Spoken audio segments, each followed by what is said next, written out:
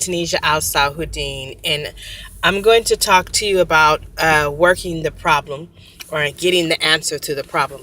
Now, oftentimes in school, I would be able to do my math assignments and get the answer, but I would just get the answer because I would look at it and I would do a rationale and rationalize it and try to analyze it without working the problem too much. And then one day when I was in college, my teacher asked me, "Well, how did you get the answer?" And it wasn't like I had it, someone, whispering or anything in my ear, or just, I would just sort of look at it and just sort of work it a little bit, but then I would just come up with the answer. And then she said, "Okay, but you got to know how to work the problem. You got to be able to work it, know the steps, and be able to solve it like that." And that was my biggest thing, is that I would work it a little bit, and then or I would just sort of like rationalize it, and then like we integers do, and just sort of like say, okay, this is the answer. More than likely, I would be right most of the time, and then sometimes I would be wrong, or I would be a little bit off, or I would maybe my decimal point might be off a little bit. But then I just start realizing it's the same thing within life and within society, is working the problem. How do you find out what the problem is unless you don't work it? And that goes for the same within poverty. When you have, like, for instance, the UN trying to find out where the problem is when it comes to poverty, you have to work the problem. One, the people have to work and get paid properly. Once you work the problem, you'll find out, okay, the problem is poverty. Poverty was the problem that caused this situation in this problem. Then you find out who was the problem of the poverty, who created the problem of poverty. That's all part of the steps of working the problem and finding the solution. And then the solution to the problem is, what do you do with that created the poverty or the headache? The problem, when you have a problem, it creates other effects, it creates other conditions. The headache that a person may get because of the poverty in society, or the suffrage or whatever, those things go away. The pain and the suffrage that comes along with poverty. People say, I'm just tired of this. I'm tired of this in society, of this poverty, or I'm tired of just the conditions that come with it. Well, you have to work the problem, find the solution by working the steps.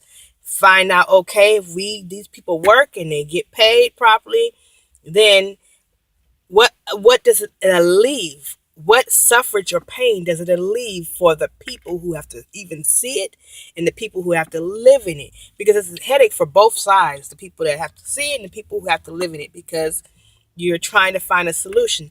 The solution is work. That's part of the Six Sigma process, the PSC, I believe it is. That's part of that, making it things to where it's not a deficit of a 99.7 or 99.97 or something like that, 96.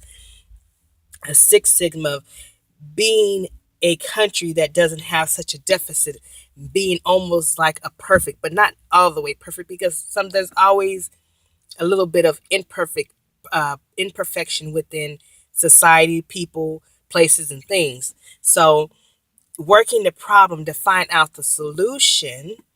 Okay, this person had this going on in their lives, but once they start working, then you find out it alleviated these things. May not leave everything, but it'll leave these things. And then, okay, they need to go do this. They need to go do that. That's how you create a perfect society, or society where it's fully functioning.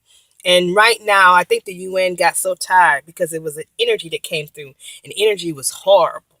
It got on everybody's nerves, even mine when I wasn't working and I was at home with my children because I was the soccer mom for a little while, and it was just the energy. It was a good energy, but then here came some other type of energy. Was like the moaning and groaning of the poverty, and I'm like, I'm not used to this.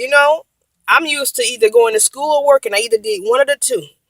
And I tell people, even when I got on welfare, I got on welfare for a while, and I said, they say, "Oh, girl, don't worry about it. You paid into it. You worked. You paid your taxes. You go on and take out what you need if you need to do so." And that's what I tell people to this day. But you have to work the problem, like my teacher told me in college. You have to work the problem. Work the problem, meaning you have to pay the people when they work. We know there's a lot of human trafficking going on right now, and a lot of slave people trying to do slave labor. And these people ain't slaves; they're not masters of anything, really. They're just some old foolishness, lying, saying they got someone that's going to help them. No one's helping you in that sense. No one. I know I don't help without getting paid some money. Anybody ever thought that I would work without getting paid is a little crazy. Something's wrong, and mental illness ain't on the rise. So we have to. That's part of the problem. We got to cut out the mental illness part. But at the same time, just remember, for all companies and corporations, and also businesses, and also the UN, the problem has to be worked. They consider poverty or people impoverished to be a problem.